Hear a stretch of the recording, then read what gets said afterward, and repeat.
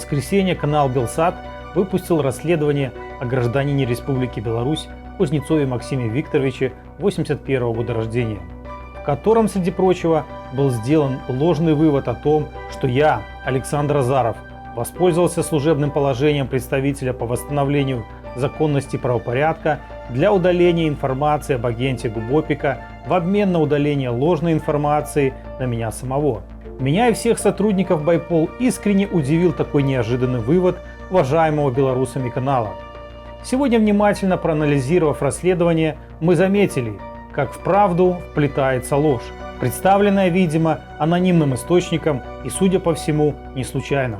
Предлагаю вам полную хронологию событий, связанных с гражданином Кузнецовым. В сюжете справедливо замечено, что Байпол вместе с киберпартизанами периодически сталкивается с запросами на удаление из черных списков карателей, в которых заявители попали по ошибке. Действительно, в особо неоднозначных и сложных случаях киберпартизаны обращаются к нам. Поступил киберпартизанам запрос на удаление и от Кузнецова осенью 2022 года. Тогда киберпартизаны посчитали, что наличие нескольких паспортов прикрытия и работа в компании Департамента обеспечения оперативно-розыскной деятельности МВД Ларискор являются достаточными основаниями для отказа. После чего Кузнецов обратился к нам. Однако мы его перенаправили киберпартизанам, так как работали в этом направлении не по прямым запросам граждан, а только по запросам от киберпартизан.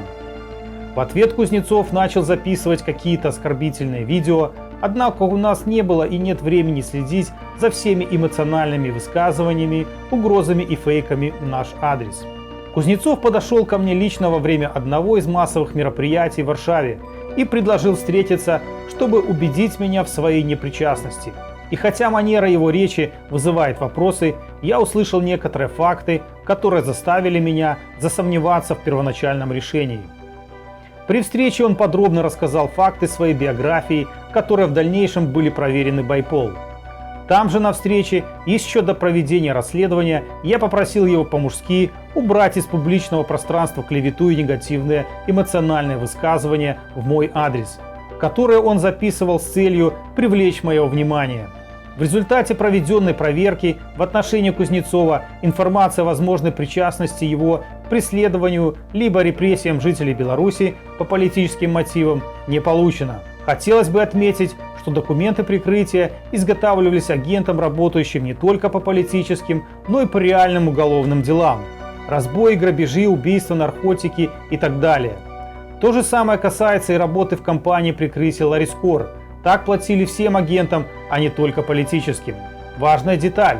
В расследовании Белсат говорится о том, что куратором Кузнецова был Новогран Сергей Иванович из 3-го отдела 9-го управления по противодействию так называемому экстремизму. Однако данный факт не соответствует действительности, так как Новогран Сергей Иванович был руководителем 2-го отдела 9-го управления по борьбе с организованной преступностью. Здесь важно напомнить, что на политические дела все отделы МВД переключились только летом 2020 года, а до этого отделы по борьбе с организованной преступностью занимались своей прямой обязанностью, боролись с бандами и контрабандой наркотиков.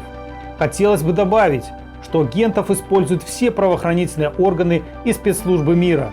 И в Новой Беларуси мы узнаем имена некоторых из героев, которые сегодня работают агентами под прикрытием внутри карательной системы преступного режима. В настоящий момент Байпол не располагает информацией о причастности Кузнецова к преследованию белорусов по политическим мотивам. Если редакция Белсат располагает такими сведениями, мы просим предоставить ее для ознакомления. Всегда перепроверяйте источники информации и используйте VPN.